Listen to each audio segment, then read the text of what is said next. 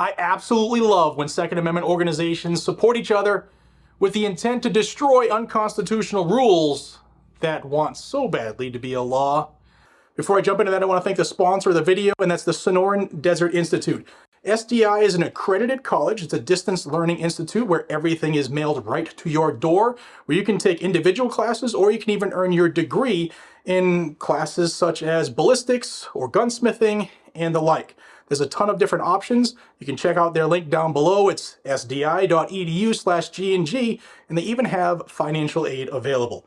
Check them out, guys and gals, sdi.edu/GNG. Thanks to SDI for sponsoring this video. Hey guys, my name is Jared, this is Guns and Gadgets, and I bring you Second Amendment news every single day here on Guns and Gadgets. And my hope is that you will find this information useful, educational, and that you want to subscribe and join this growing freedom family. My birthday is July 25th, just 2 days away, and I would love to hit a milestone of 650,000 subscribers. You can help me by hitting that subscribe button down below. Thank you for your consideration. It really means a lot to me. So what we're going to talk about today: Gun Owners of America, Gun Owners Foundation, Gun Owners of California, the Virginia Citizens Defense League, the Tennessee Firearms Association, Grassroots North Carolina, Rights Watch International, the Heller Foundation, yes, my friend Dick Heller, America's Future and Conservative Legal Defense and Education Fund have submitted an amicus brief. They've all teamed up together in support of the Guedes v. Bureau of Alcohol, Tobacco, Firearms, and Explosives case, which is a challenge to Donald Trump's ordering the ATF to institute a ban on bump stocks that reversed a long-standing ATF decision and opinion and redefined the term machine gun to include plastic accessories. And all of this was done without an act of Congress. Now this case, the Guedes case, is on it's being petitioned to the United States Supreme Court. They're seeking a writ of certiorari, and what I'm about to show you is parts of an amicus brief in support of that petition saying, yes, justices of the Supreme Court, you absolutely need to take up this case, and here's why. Now I want you to see some of the things that have been presented in this amicus brief so that you can thoroughly understand the challenge and what's being said, because the bump stock case is an older case and some people have forgotten more than they remember about it. And some people aren't even aware of what happened in the first place, which is the scary part. Now here is the amicus brief on the screen, and I want to mention that this topic, the bump stock case topic, this subject, has circuit courts split all across this nation, and this alone makes it ripe for Supreme Court consideration. Now the case starts out talking about the Las Vegas shooting, and we all know about that. We'll probably never know what actually happened there. But then it goes into this here. It says, in response of that shooting, President Donald Trump directed the Bureau of Alcohol, Tobacco, Firearms, and Explosives to take action against bump stocks. Prior to that, ATF had maintained the long-standing position that non-mechanical bump stocks were not machine guns and did not convert a semi-automatic firearm into a machine gun. However, after the president's directive, ATF began the process to reverse that position. On December 26 of 2017, ATF published an advance notice of proposed rulemaking entitled Application of the Definition of Machine Gun to Bump Fire Stocks and Other Similar Devices. ATF published a notice of proposed rulemaking entitled Bump Stock Type Devices on March 29th of 2018, exactly 1 year after the advance notice of proposed rulemaking. On December 26th of 2018, ATF published its final rule, effective on March 26 of 2019, bump stock type devices.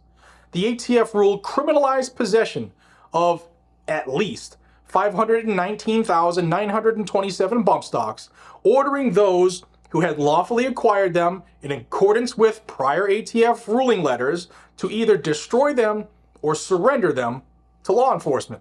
Plaintiff Damian Guedes, joined by other individual and 3 organizational plaintiffs. You can see them here. This is right from that lawsuit. It's Damian Guedes, Sean Roden, Firearms Policy Foundation, Madison Society Foundation, Inc., Florida Carry, Inc., David Codrea, Scott Human, and Owen Monroe. And they challenged the rule in U.S. District Court for the District of Columbia. On February 25th of 2019, the district court denied plaintiff's request for a temporary injunction, relying on Chevron deference, despite the fact that no party had argued it applied. The district deferred to the ATF's revised interpretation, quote, Congress defined machine gun in the NFA to include devices that permit a firearm to shoot automatically more than one shot without manual reloading by a single function of the trigger. But it did not further define the terms single function of the trigger or automatically. And according to the district court, because both terms were ambiguous, ATF was permitted to reasonably interpret them. And that's the Chevron deference. When a group, such as ATF, are given the job of enforcing a congressional act, a law, if there's something that is vague, if there's something that is ambiguous, then they defer, Chevron deference, they defer to that organization to tell us what Congress really meant. I should also mention that the Supreme Court has taken up a case that's probably going to destroy Chevron forever. A couple more things you need to know. In April of 2019, the D.C. Circuit affirmed the district court's denial of injunctive relief. And this court declined to stay the final rule, meaning the Supreme Court they declined to take it up. This court, the Supreme Court, then denied the plaintiff's petition for certiorari. In 2021, the district court granted summary judgment to ATF. The D.C. Circuit affirmed, but on different grounds.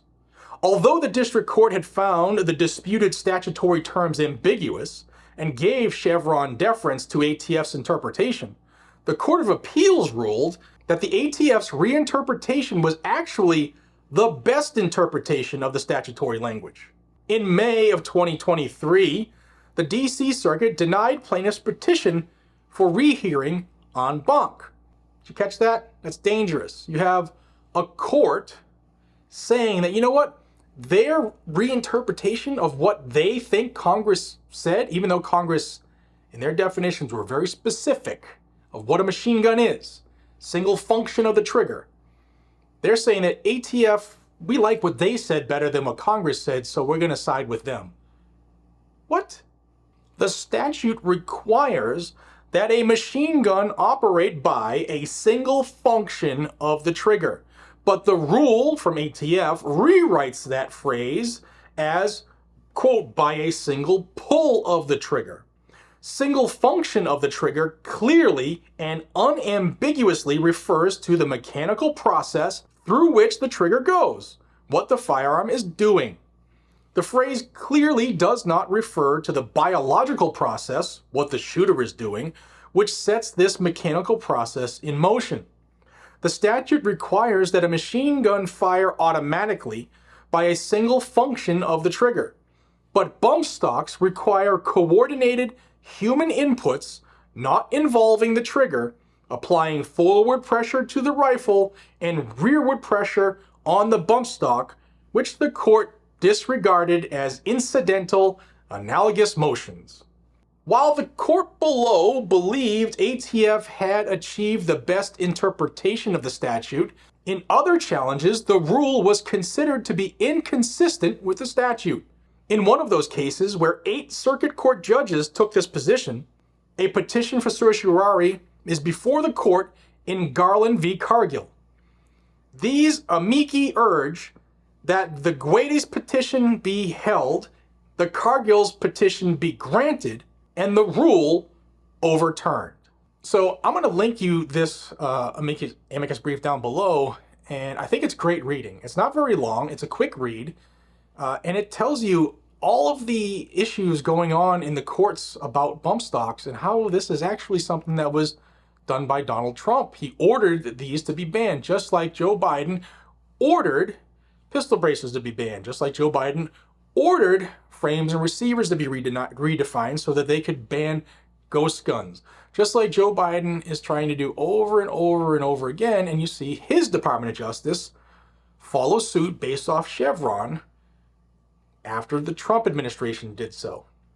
Some of the other things that the brief talks about are ATF's reversal of its long-standing position that bump stocks are not machine guns, and how it was directed, like I said, by President Trump, not based on new agency analysis. Now I'm going to show you 2 clips here, and this is how this came to be. I signed a memorandum directing the Attorney General to propose regulations to ban all devices that turn legal weapons into machine guns. By the way, bump stocks, we're writing that out. I'm writing that out myself. I don't care if Congress does it or not. I'm writing it out myself, okay?